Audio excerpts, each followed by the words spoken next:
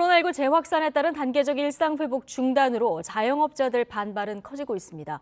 정부가 어제 소상공인 등 320만 명에게 100만 원을 지급하는 대책을 발표했지만 곧바로 선심성 생색내기냐 이런 비판이 나왔고 자영업자들은 대규모 집회에 집단 소송까지 계획하고 있습니다. 보도에 조태현 기자입니다. 2년 가까운 인내 끝에 상황이 나아지나 했지만 자영업자에게 날아온 건 불과 47일 만에 단계적 일상 회복을 중단한다는 소식이었습니다.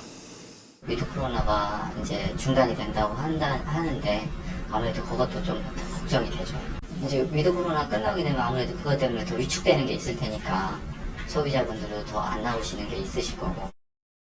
지난달 숙박과 음식점 취업자는 1년 전보다 8만여 명 줄었습니다.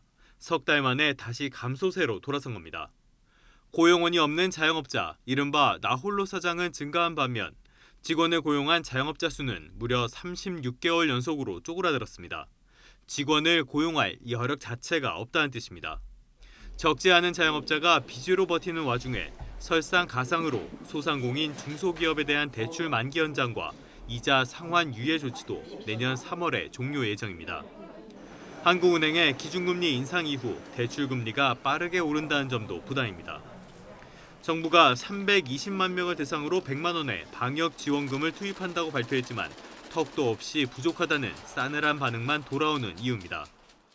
짧은 기간 동안 60%까지 매출이 올랐는데 갑자기 이런 걸 발표하다 보니까 이제는 다시 10%로 뚝 떨어진단 말이에요. 그럼 하루에 500만 원, 1000만 원 받은 사람이 100만 원도 못 판다는 거거든. 그거 가지고 어떻게 100만 원 뭐 방역 지원금이라고 생색내냐고요. 문제는 이번에도 코로나19 확산세가 단기간에 잡히지 않는다면 고강도 거리두기가 더 길어지거나 추가 방역 대책이 필요해질 수 있다는 점입니다.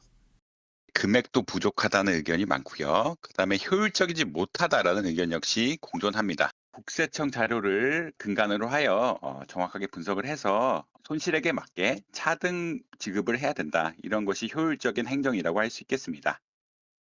자영업자들은 단발성 대책 대신 과감한 지원을 촉구하며 오는 22일 서울 광화문 광장에서 대규모 집회를 연다는 방침입니다. 일부 단체는 실질적으로 본 손실에 대한 보상금을 정부에 청구하는 집단 소송도 준비하고 있습니다. YTN 조태현입니다.